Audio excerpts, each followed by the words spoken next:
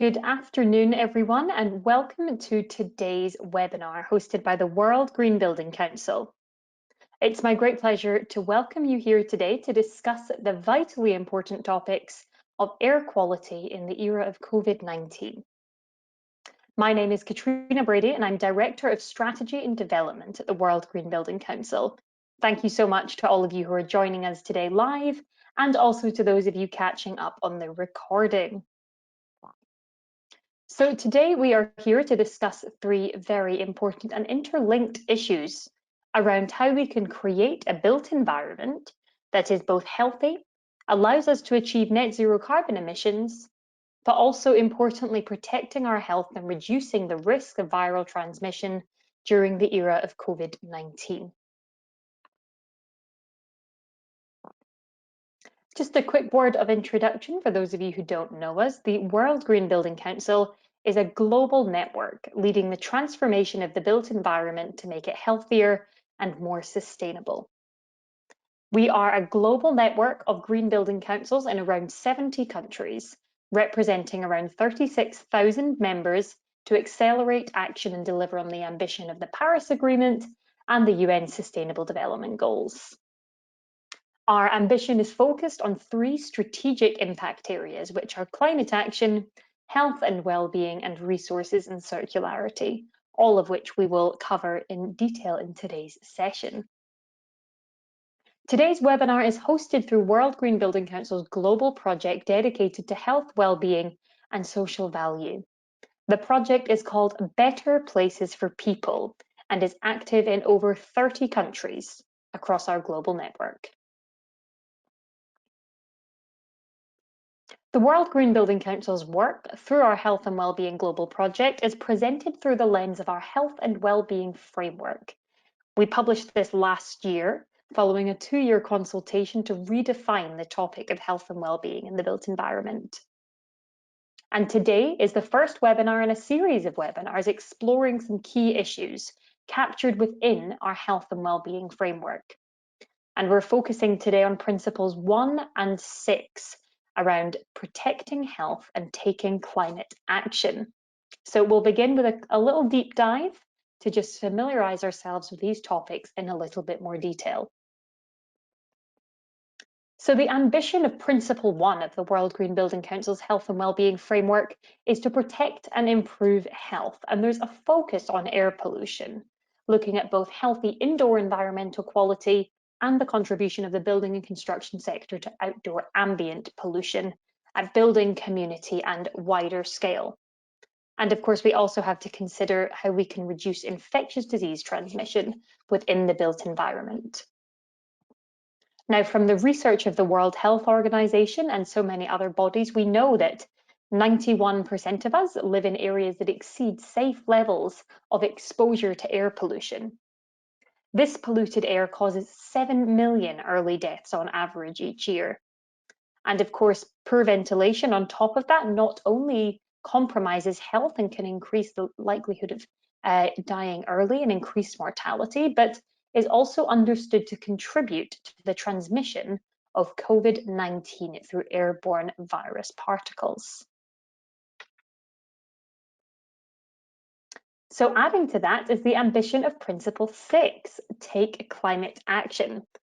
Within this principle, we echo the ambition of the UNFCCC for us to commit to net zero whole life emissions across our sector, as well as increasing resilience to the forthcoming effects of climate change, the climate crisis, and inevitable rise in extreme weather events.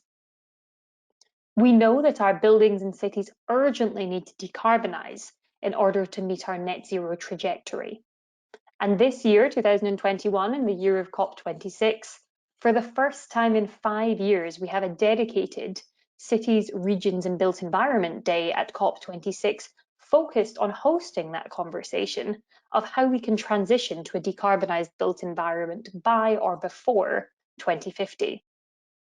Additionally, we'll be focusing on how to create resilient societies, sustainable societies that also protect and enhance health and quality of life for people now and against the future impacts of climate change. So that leads me into the big question for today, and I'll be delighted to momentarily introduce 3 global subject matter experts to discuss this very important issue. So in this era of COVID-19, where there is so much more of a focus on ventilation and air filtration and cleanliness, how can we create healthy indoor environments that minimize our exposure to both pollutants and virus particles, but also maintain our trajectory to the race to zero for our carbon emissions? Luckily, it gives me great pleasure to welcome 3 global experts who are going to shed some light on this very complicated issue. So it gives me great pleasure now to welcome our panel. We're joined today by John Douglas from Johnson Controls, Dr. Nada Chani from Saint-Gobain, and Professor Hugo Lee from the University of Hong Kong. We'll be hearing from our experts in just one moment for a conversational discussion as I pose these tough questions to each of our panelists around those topics of net zero air pollution and COVID-19. We also really welcome audience participation, so please do share your questions, your thoughts and your comments in the question box, and we'll endeavour to get through as many as we can in this session. So it's my great pleasure to introduce our first panelist, John Douglas. John is Director of Healthy Building Services Solutions at Johnson Controls, based in Wisconsin, USA.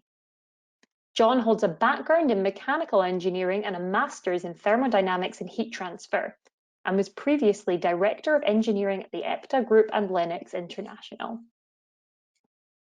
John is an industry leader in the application of new technologies to enhance design and operation of HVAC in our systems, and he has expertise in leveraging big data and IoT to develop algorithms and diagnostics to improve operation and maintenance of equipment. Welcome, John. Next, we have Dr. Nada Chani. Nada works in Saint-Gobain, UAE as Head of Product and Innovation and has been with the group for the last 11 years. She has an expertise in sustainable construction and a background in building science with an engineering degree and a PhD in energy efficiency and building insulation. Nada is also an active board member of the Emirates Green Building Council. Good afternoon, Nada, and thank you for joining us. Finally, we welcome Professor Hugo Lee. Professor Lee is a chair professor of building environment and honorary professor of the School of Public Health at the University of Hong Kong. With a fluid dynamics background, he has a particular research interest on how air moves in a broad length of natural and human-made scales, including lungs, but also rooms, buildings, and cities, and associated transfer of heat, moisture, and aerosols that impact on human health and comfort. He currently serves as Editor-in-Chief of Indoor Air. He is a member of the WHO COVID-19 IPC Guidance Development Group of Experts and a member of Environment and Engineering Control Expert Advisory Panel for COVID-19. Welcome, Professor Lee. So without any further ado, let's move further into the discussion. In my introduction, I raised quite a broad range of topics and some terminology it would be helpful for us to begin by addressing, particularly around sustainable development and net zero.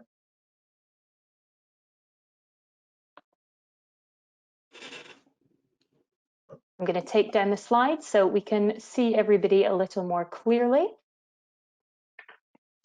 And in my introduction, I raised a broad number of topics and some terminology I think it would be really helpful to address, particularly around sustainable development and net zero. So Nada, if I will, I'll come to you first, please. I used the term net zero quite a lot. I talked about the race to zero. And I wonder if you could shed some light, please, on what the term net zero means to you and what that means for our built environment. Thank you, Katrina. I think net zero is currently the most important strategy to fight climate change. The definition is very simple, but it has so many dimensions, and I think it can be achieved at so many levels. It can start from individuals making daily conscious decisions about their carbon footprint, also to companies and to whole organizations, but most importantly to the whole built environment. which accounts today for 40% of the global greenhouse gas emissions. For Saint-Gobain, net zero is a top priority at the moment. I know that because from end of last year, I've been working heavily with a big team of colleagues and experts to set a roadmap for UAE and the whole region to achieve carbon neutrality by 2050. So we've been working on many projects to reduce our scope 1, 2, and 3.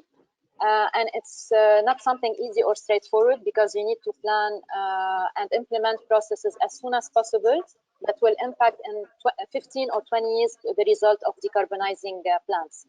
Coming back to building, whether we talk about new build or retrofit, net zero means a highly energy efficient building that is fully powered with renewable, whether on-site or off-site. This is where all our buildings are expected to be by 2050, as per World Green Building Council advancing net zero program. Good news is the sector is already moving in the right direction, but we're not yet moving fast enough. I think that for the new build, we know how to deliver highly energy efficient building with the help of policies and regulation, of course. So the focus is more on the embodied carbon of the material that you use in the construction.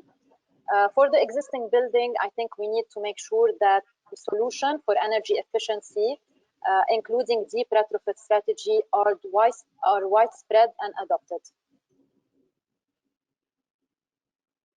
Thank you, Nada. Now, we talked mainly about buildings in that answer. I posed you a question about buildings, but I wonder if we can expand the geographic scale here. And John, I'll come to you next, please, for your thoughts about whether net zero is feasible at scale, at infrastructure, city, or country level. Yeah. So 10 plus years ago, we had this aspirational goal of net zero energy buildings. And the idea is that you'd put renewable resources on your building such that over the whole year, the building consumed no net energy. And what we learned is that's really hard. And it turns out that most buildings, especially in cities, are constrained to where you can't put enough renewable resources on the building in a cost-effective way.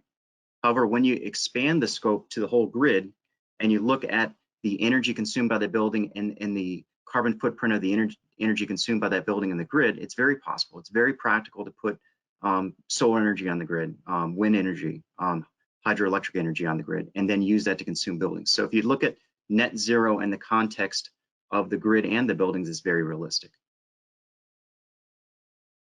Thank you. That was the answer that we needed to hear, that we wanted to hear, and we'll step back to that in a bit more. But Hugo, hi, we just want to bring in more of an international element to this discussion. This is a very international panel, and we're talking to a truly global audience today. So what are some of the considerations around net zero building design and city design around air pollution, which, as we know, is your area of expertise? Oh, really? No, thank you. I mean, we know the buildings and cities are created for better living, which is the topic today, better place for people. And we use energy to modulate or control indoor climate, and that we need for comfort. And urban heat islands are also created as heat heat added or trapped in a city. So when you have this heat, when the background wind is weak, and then the so-called urban heat island circulation is formed. And that's where the air pollution inside the city is trapped. At the same time, new chemicals come to our buildings and come to our cities. So energy and air pollution are coupled in both buildings and cities. So better low energy ventilation methods are really needed for our buildings, such as natural ventilation. But at the same time, our city design traditionally lack consideration of city ventilation. We do know the breathing, how much we breathe, determines the size of an animal, probably. And so that our ability for ventilation also determines the size of a building and a city. So there are a lot of considerations we can discuss later. Thank you. And I mean, I know you've done a huge amount of work in Beijing, which is a city that is well known for having struggled with air pollution challenges in the past. You mentioned natural ventilation. Is that a feasible strategy in Beijing? At the moment, I mean, Beijing and so-called Jing-Jin-Ji area, the three big provincial areas here in mainland China, actually are located in a special geography with mountains to the west. So when you have westerly wind and all the wind is weak, and in this part of China, the air pollution can be an issue. But now, I mean, we do know in early 2010s, see 2012 or 2013, we have a haze problem. I think the government made a lot of effort. So the air pollution now has become much better. At least in this little hotel room where I'm staying now, natural ventilation is possible. My window is open right now. And so it is important. But when outdoor air pollution is there, and natural ventilation becomes an issue. Well, that's a great case study. Thank you for the personal reflection. I'll just come to Nada for another comment on this before we move on. Of course, Nada, you're talking to us from the UAE. What's the factor of climatic variability that we need to think about when we're talking about natural ventilation in the hot temperatures of your region? Is that feasible? Yeah, I think climate is a big factor when we talk about natural ventilation. I mean, in UAE, for instance, we have a lot of constraints to rely only on air renewable strategies through natural ventilation. We have, for example, seasons where we have very high temperature, high humidity, and sometimes also heavy dust and pollutants. I'm not saying it's not possible, but since we cannot benefit from it during a big part of the year, we cannot count on it to dimension the ventilation system. So this is where other solution may be commonplace to, couple good air quality and energy efficiency, like for instance, smart controls or efficient HVAC system, with the latest technologies.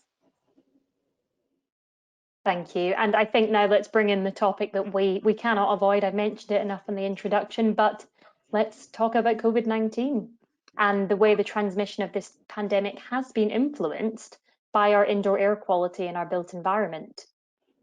Hugo, I'll come to you first. Can you set the scene for us, please? We know you're an expert in this area, so could you talk us maybe through the core principles of good indoor air quality as a starter, and how does that affect the transmission routes of COVID-19 and other viruses? I mean, we talked about the ventilation early on, so I consider the COVID-19 pandemic is a wake-up call for indoor air quality. Leading health authorities such as CDC, US CDC, and World Health Organization have recently recognized or finally recognized the importance of airborne routes, or better be called inhalation routes, in particularly the short-range inhalation route. And I hypothesize, with some evidence or some understanding, mechanistic understanding, most of the probably more than 1.6 billion of infections of COVID-19 worldwide probably occurred in poorly ventilated indoor spaces. That's why if all buildings, I mean, we can imagine, are well ventilated, probably there should be no pandemic. And so that COVID-19 pandemic is probably a ventilation crisis. However, as we all know, the infectious aerosols, its removal is different from the removal of gaseous pollutants. It can be done by filtration and disinfection and so on, air disinfection. Hence, that probably can be called indoor air crisis. So,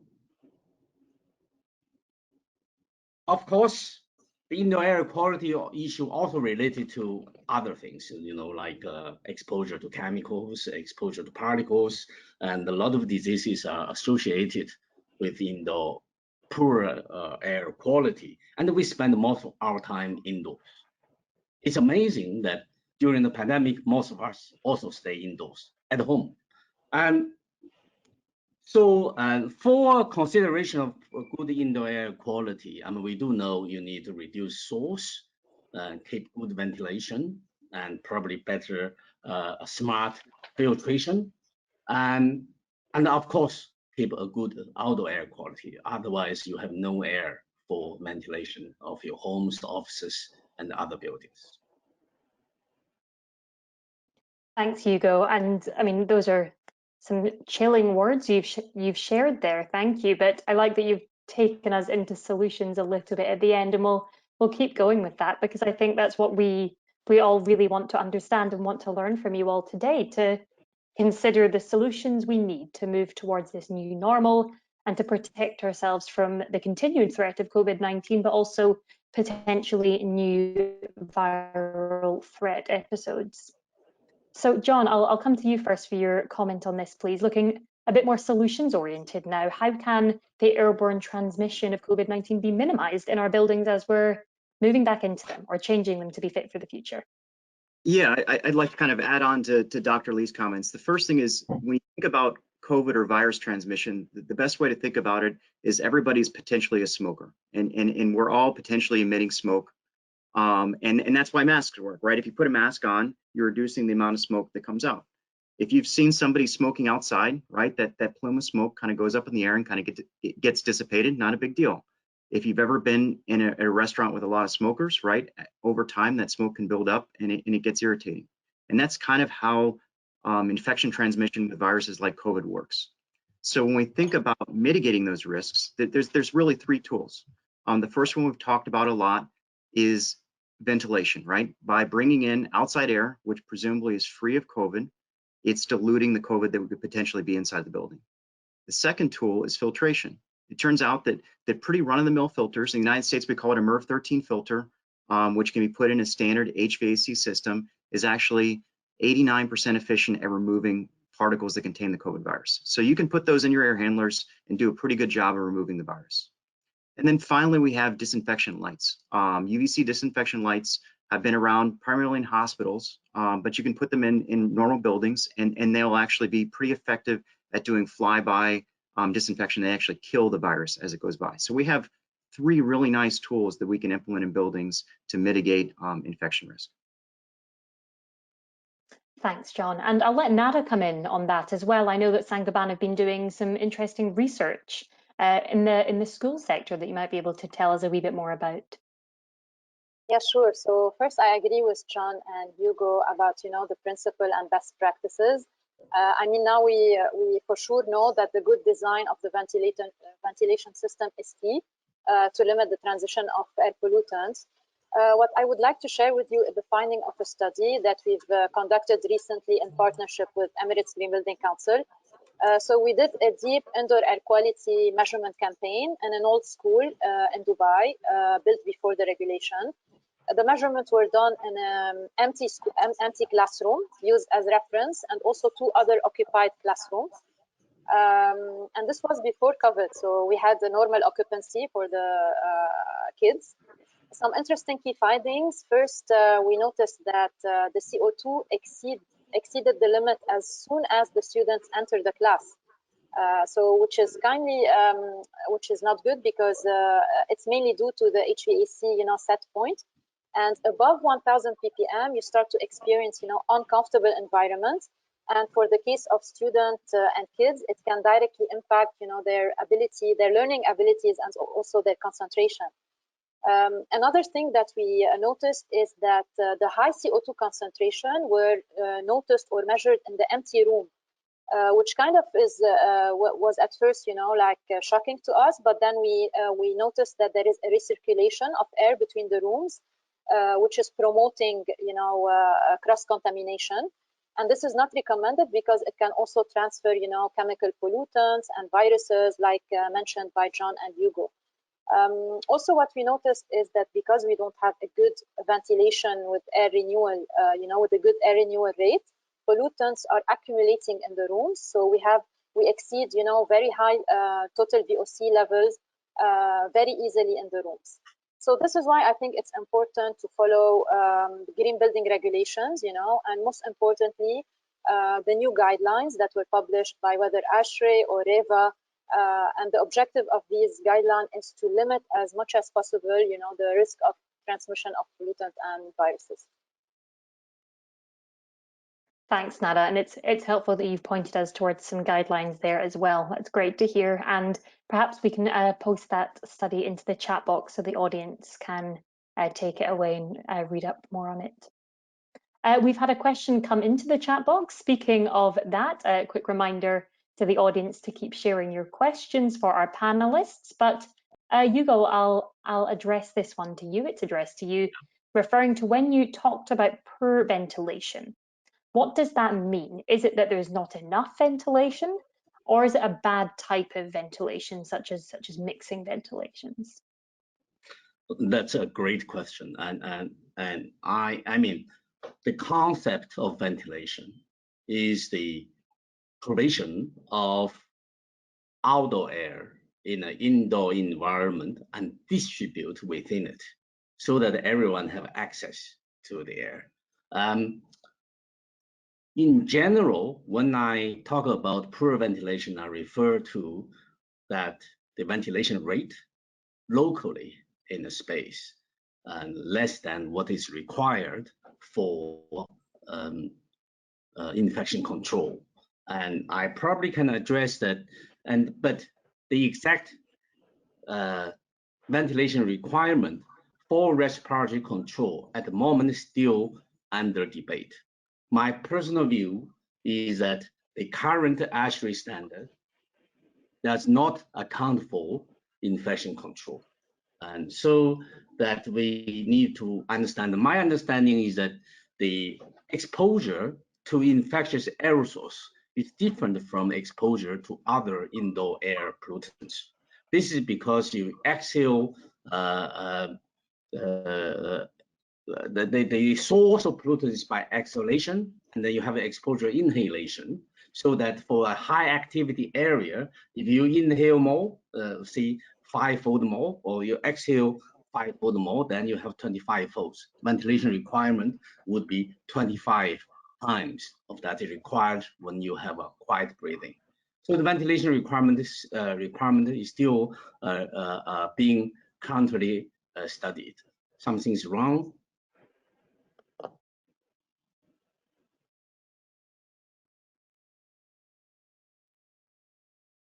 Thanks, Hugo. I think we just lost the end of your answer there. Oh, sorry. Yeah, somehow my screen had a problem. Yeah, so the ventilation requirement, what I mean, for respiratory control is still a hot topic for study right now. So, however, I do suspect the ventilation requirement for high activity spaces, such as gyms, dancing floors, are much higher than what is currently recommended by authorities such as ASHRAE. And this is why in those spaces, we have observed a higher attack rate than other spaces. Thank you. Thank you. That makes a great deal of sense and definitely something for us all to consider. But let's now add that third piece of the puzzle. We've talked air quality, we've talked COVID, but now let's bring in the net zero part of the puzzle to address the big question. And John, I'm going to come to you first. Is this possible in theory? It's the big question, but can we achieve healthy indoor environmental quality and net zero buildings? Yeah, well, short answer is yes. It's not easy though. If you think of in the world of COVID, we've asked our buildings to do more than they previously did. In order to mitigate infection risk, you need to bring in more fresh air, and that needs to either be heated or cooled, depending on your climate. You need to filter the air more, and you need to recirculate the air more. So we've got to do more in buildings. That being said, I think, and we need to think about, do we need to provide that fresh air, that clean air everywhere.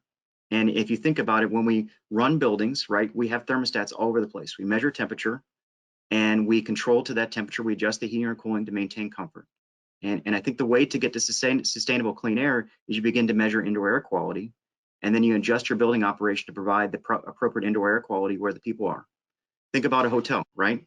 There's no point in ventilating empty hotel rooms, right? So if we can be smart about ventilating only the rooms that are occupied and the public spaces that are occupied and not providing ventilation to those unoccupied rooms, we can do it in a sustainable way. Inspiring words. Thank you, John. I'm really speaking to the role of technology and smart buildings there, which I'm sure we'll come back to. But Nada, I want to come back to the climate piece. Is it possible for us to be recirculating air and using some of the strategies John was talking about in extreme climates like in the Emirates? I think it's possible, to achieve both net zero and healthy indoor environments, even in hot climates. To do so, for example, in Saint-Gobain, we rely on the multi-comfort approach, which combines sustainability and also performance. And this approach is in line with the new, Better Places for People guideline. The idea is just to have ordinary, buildings reach the optimum comfort and performance level in a sustainable and cost-efficient way. So we have created a set of criteria that needs to be fulfilled depending on the climate, depending also on the location of the building, on the use of the building. So John said clearly a very good idea, which is not to, it's not one size fits all. We need to be adaptive, and we need to adapt these different components into the type of building that we are working on. So these criteria help fulfill the comfort part, but also the sustainability part. And following this approach, we started to get involved in projects worldwide, over 30 projects worldwide. And what we learned from this project is, like I said, green building design strategies are not one solution. And building owners and designers should move away from a traditional prescriptive model and go more towards creating a dynamic building, that adapts to occupants' needs as these needs will grow and evolve with time. That's a great answer. I love this idea, this vision of a dynamic building. Thanks, Nada. Okay, we have got questions coming in thick and fast from the audience, so let's try and get through some of these now. Let's come to a question from our good friend Surendra, speaking from Indonesia, asking, if we have implemented natural or cross ventilation, is it still necessary to use UV disinfectant as an example of an additional cleanliness strategy? Is it enough to have natural or cross ventilation? Hugo, could you speak to that? Yeah, I some years ago, avian flu, I think, I spent some time in Indonesia, and it's a great country. During the time when you have excess wind, and then the natural ventilation becomes possible, and people in Indonesia also love to have some natural ventilation. People adapted to that environment, which is great. So it really depends on the situation. If you have just a home and cross ventilation really works, then the cross ventilation really provides a very significant amount of ventilation. And I really believe that in those situations, the need for other means might be minimum. But this is, you have to realize engineering should provide guidance in terms of the size of windows and the size of the opening on both sides, and also access to prevailing wind direction. But in cities, in Jakarta and some of the office buildings, and then the buildings huge, are built to accommodate really a lot of people, and cross ventilation might become not possible. That is a good point, and thanks, Hugo. Essentially, we can't answer that question on a global scale in a webinar, can we? Yeah, very difficult. Very difficult. You'll have to go and visit. Yeah. Okay, there's a few questions coming in who were addressed to specific speakers, and they're a little bit more focused, so I flagged them to the speakers. We'll get back to you inside the question box. But a question for the panel is just around defining basic difference in terminology. What is the basic difference among aerosol, airborne, and droplets? What do we mean with those different words? This is classical question. Oh, sorry, John. Yeah, I'll take a shot at it. I think that if you actually look at there's studies that look at the particle size. So it's all about defining the size of the particles in the air, and there are different particle sizes, and it gets into the definition of those particle sizes. But let's just forget about the terms. The general idea is that when we look at infection control, as we're breathing, we're all breathing out these small particles, little tiny droplets. And inside these little tiny droplets are viruses and bacteria. And that's what floats in the air. And then that's what you potentially breathe in and can get sick from. So one thing I want to clarify is a lot of people are talking about, like for COVID, that it's very, very, very small. Well, the COVID virus by itself never exists out in the air. The only way it exists in the air is when you breathe it out in that little droplet. And that droplet, there are studies that show the distribution of those droplet sizes, but it tends to be kind of on the order of 1 to 2 micrometers, which is something that will float in the air for on the order of hours before it falls to the ground. As to larger droplets, and you get into 10 micrometers and you breathe it out, they'll fall to the ground in about 1 meter. So they'll drop in front of you. But the majority of the aerosols we breathe out are on the order of 1 micrometer, and they tend to float around in the air. And that's why mitigation measures like ventilation, where you're pulling that air out of the building and replacing with clean outside air, really work. Explained very clearly. Thank you, John. Hugo, did you want to add anything? Yeah, I mean, this, I must say that in the last year or so, a lot of workshops, actually, even among scientists from different disciplines, when we talk about airborne transmission, and we come back to definition, we spend a lot of time in reconciling what do we mean by aerosols, droplets, and so on. To me, aerosols simply mean a particle that can suspend in air. So the suspension ability depends on air velocity. So in a room not far away from any exploration, and the velocity is generally low, less than 0.2 meters per second. Hence, like John said, only 5 microns or below can remain to be suspended. But when you're in the expired jet, the velocity can be anything, anywhere around 1 or few meters per second, and then much larger droplets can be suspended, and we can still call aerosols at that time. When you have typhoon, perhaps a car can be suspended in air, and you know, it's very much so. But droplets is something more complex. I mean, the way that when they expire is contain different substances, but mainly water, mucus, and of course other impurities, and of course infectious virus. So it's a mixture. Thanks, Hugo. Thanks, John, for clearing that up for our audience. I, for one, am learning so much more about this terminology that we've all been using interchangeably for the past 16 months. But I'm going to swing us back around to a bit more of a buildings focus now, because I think a lot of the people listening to us live today and will be listening to the recording will be thinking about offices that they are occupying or even designing or retrofitting. And it would be great to hear about some practical strategies or even some case studies of where you have successfully implemented these strategies, or you know about these strategies of healthy and net zero buildings working together. Are there any stories or case studies you can share with us of where we get health and net zero working hand in hand? Nada, maybe I'll come to you first on that, if that's okay. Yeah, sure. So I can share, in fact, a case study that proves that net zero and good indoor environmental quality is doable in hot climates. It's our soon-to-be headquarters in Masdar City. So the building design is completed, and we will start soon with the construction this year. It's a net zero energy building, so targeting LEED Gold certification and also Istidama 4 rating, which is the local Abu Dhabi regulation. According to the energy modeling, the building will be positive energy, but of course we need to test it, once it is operational. We used a lot of the latest technologies from Saint-Gobain. I can mention, for example, a Saint-Gobain steel frame facade,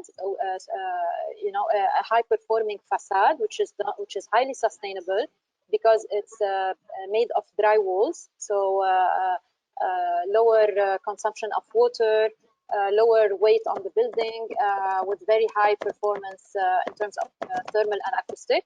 And also one of our latest technology is ClimaVer, which is the pre-insulated duct system that also doesn't promote, that promotes good indoor air quality and avoid, the contamination of pollutant. And we are going to monitor the energy saving and the comfort level that are going to be displayed, on the screen at the entrance. So this building will be very good because it will give the best productivity and efficiency for the occupants, because then they would, enjoy all the comfort parameter. And so we're very happy about this project, and we're really looking forward into, making it a demonstrator, of how picking the right solution can really give the best outcome in terms of energy efficiency, but also in terms of indoor environment. Nada, thank you. And you've spoken so clearly about that challenge, and that, we don't want to call it a trade-off, but that decision that has to be made between productivity and energy expenditure.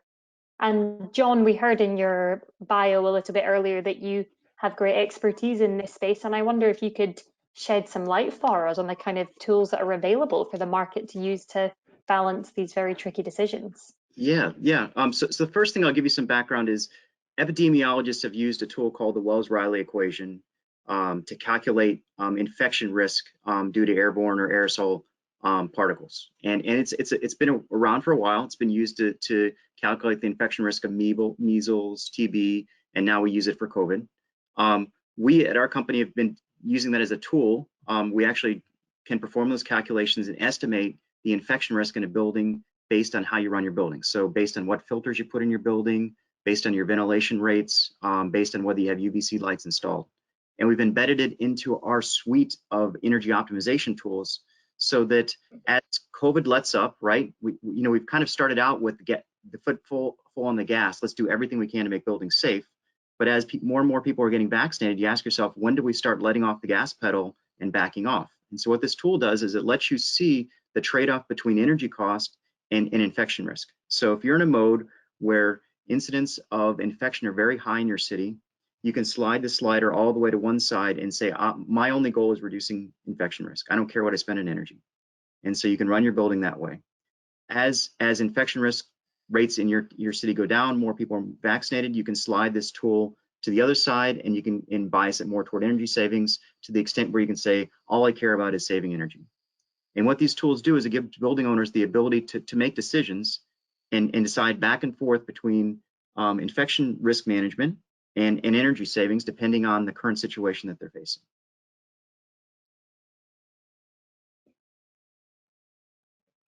That sounds fantastic. I've got a visual in my mind of how that sliding tool works. Thanks, John. And if there's maybe a link that you can share with the audience, that would be great for us to be able to circulate a bit of information about that to everybody.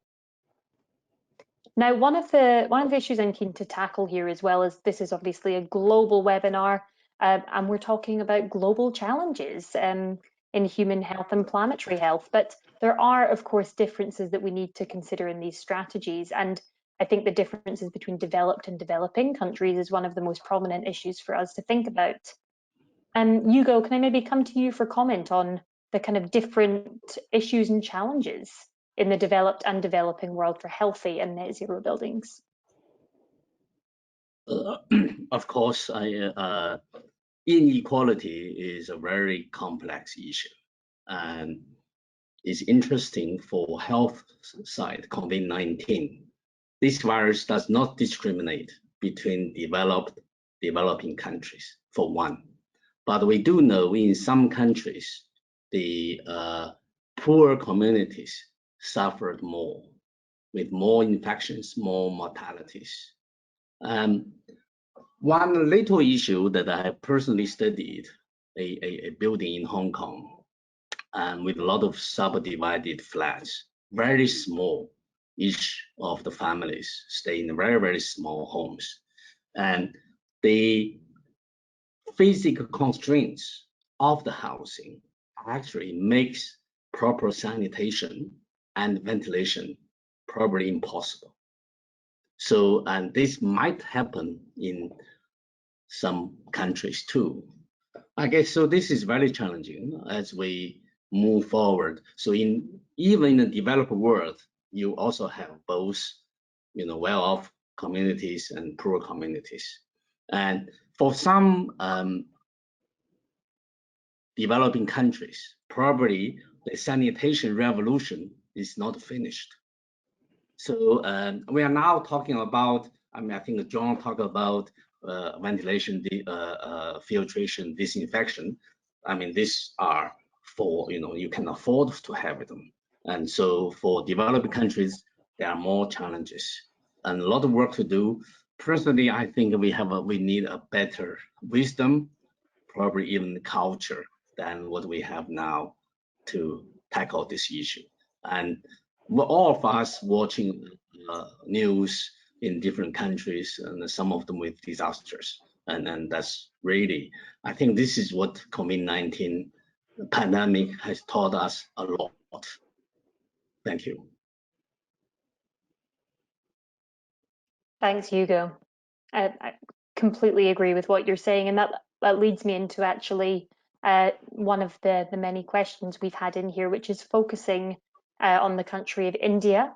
Our question from Neeraj, thank you for sharing this, is saying that in a country like India, where outdoor air is not so good quality, is it possible to maintain net zero where more energy is going to be required to treat indoor air quality? John, do you have a thought on that?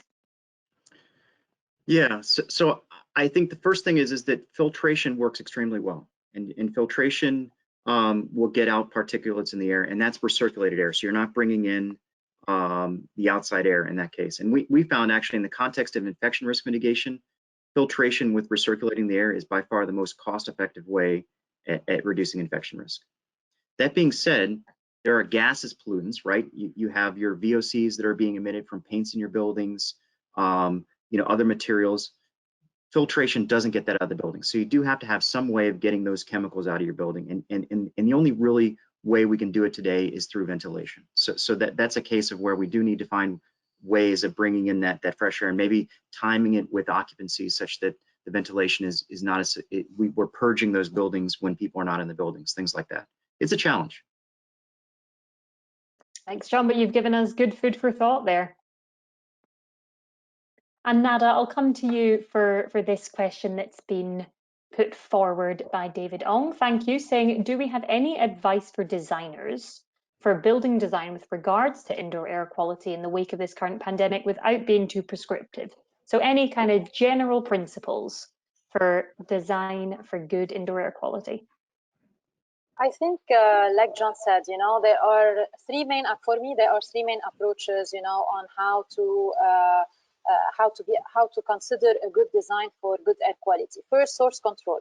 So we need to make sure to reduce or eliminate any source of pollutant, in the room.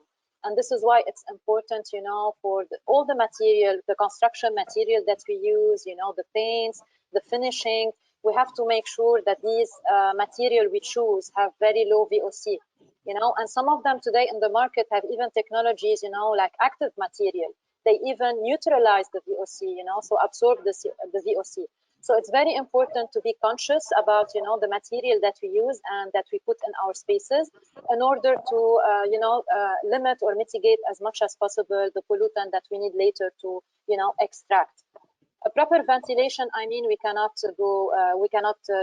ignore it. We have to have a very proper ventilation. And also what's important, other than designing a very good ventilation system, is the maintenance. Because sometimes we forgot, about the maintenance and the operation of the building. So it could be a very good ventilation system, but if you don't maintain it, if you don't change the filters, if you don't clean it, it will become also a source of pollution. So this is also something that it needs to be taken into account. And always, and some small measures, that you can put, like some plants, that you can put in your space that can have air purifying features, that could be low cost and very good in terms of indoor air quality. I think these are the main things, that you need to consider while designing for indoor air quality. Thanks, Nada. That was a great checklist, and I'm sure we've got people listening, jotting that down, going, great, thank you. 3 strategies to take away. And that takes me to really the last question I want to pose to the panel just now. I want to come to each of you for a 1-minute wrap up and your take home messages, please. We've covered so much in this discussion. We've covered COVID-19, air pollution, indoor air, outdoor air, different climates, and of course, net zero. So I wonder if I can come to each of you for your reflections and your closing remarks to the group here today. John, I'll come to you first, please. Okay, so since COVID came out, the industry as a whole has spent an unprecedented amount of money in funding and effort in trying to understand infection in buildings. And through that, we've learned a lot and actually rediscovered a lot of the good principles of indoor air quality. And I think there's an opportunity now to take all those newly learned or relearned tools and apply it to improving the indoor air quality of buildings beyond COVID. There's a lot of studies that show that improving ventilation improves productivity and improves attendance at schools, even improves test scores. So this is a benefit beyond COVID, and we have the opportunity to take these tools and apply it to buildings in the future, and make our buildings more productive for people. Thanks, John. So a silver lining, actually, of the last year of bringing this to the forefront of our attention. Thank you for those words. Hugo, your closing remarks, please. I guess the pandemic has redefined a lot of things and a lot of reflection that humans have.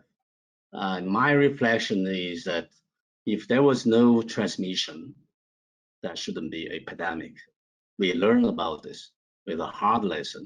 So I really believe that we need to understand the so-called indoor air safety issue. And there is a possibility, and perhaps learning from sanitary revolution and what people have done with outdoor air pollution, we perhaps need to introduce mandatory requirement for some part of indoor air quality requirement. So a lot of work to do. Thank you. Thank you, Hugo. And Nada, your closing remarks, please. Yeah, so a key takeaway from me is I think we need to always, monitor the spaces that we spend most of our times in, whether our homes or our offices or, our kids' school. For me, without data, we cannot detect problems and we cannot track performances. So we need to invest in good monitoring equipment. On the other hand, because we need to compensate, for a good ventilation system, which is unavoidable. So I think for me, we need to be more conscious about our behavior and shift our consumption patterns, because they can hugely impact, the energy consumption that we put out there at a larger scale. It could be, from small measures, like for instance, putting the cooling or the heating consumption, at higher or lower set temperature. It could be putting, smart controls to avoid leaving some systems on when it's not needed. Using natural ventilation recommended by Hugo also whenever possible. And of course, insulating our buildings if we can. For me, net zero have to start with deep retrofit. Thanks, Nada. Some really tangible takeaways. And if we had time, I would love for us to go into the topic of deep retrofit. We had a few questions about that in the chat box, but we will have to come back to that in a future webinar.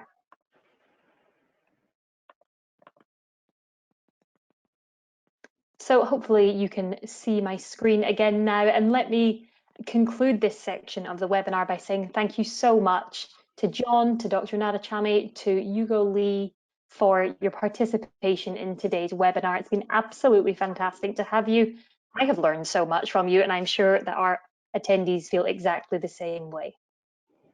Thank you, Katrina. Just a few closing remarks from my side and from the World Green Building Council team, that if you are interested in finding out more about the topic of air quality in the built environment, I would encourage you to check out the World Green Building Council's campaign that we run in partnership with the Climate and Clean Air Coalition via our website. The link is on the bottom left of your screen, worldgbc.org/clean air buildings. And on this page, you will find really detailed technical information about indoor air quality, the contribution of the sector to ambient pollution, as well as information about our flagship air quality monitoring program, which is called Plant a Sensor, which we run in partnership with Reset, the Earth Day Network, and the Woodrow Wilson Institute. And you can check out real-time air quality monitoring data from around the world, featuring many of the national green building councils, through this web link on screen, as well as how to get involved in the campaign yourself. So with that, I want to speak to our participants and say thank you very much for joining us today, whether live or catching up via the recording. Of course, another huge thank you must go to our wonderful panel today. Nada, John, and Hugo, we so appreciate your time and expertise. Thank you very much for being here. A pleasure. Thank you, Katrina. Pleasure. Thank you. Thank you. Well, you can find out more about our thought leadership around health and well-being through the Better Places for People global project, through the relevant section of the World Green Building Council website. And do join us next time for our second session.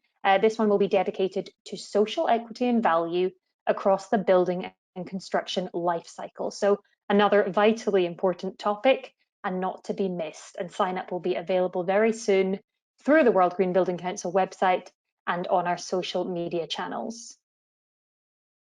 So for more information about anything that we have talked about today on World GBC's work on health and wellbeing, our Health and Wellbeing Framework, the Better Places for People project, and our air quality and plant a sensor campaigns, you can find it all through the World GBC website and reach out to us there directly or via social media if you have any further questions. So thank you all very much again for your participation. A huge thank you again to our speakers, and we'll see you next time. Goodbye.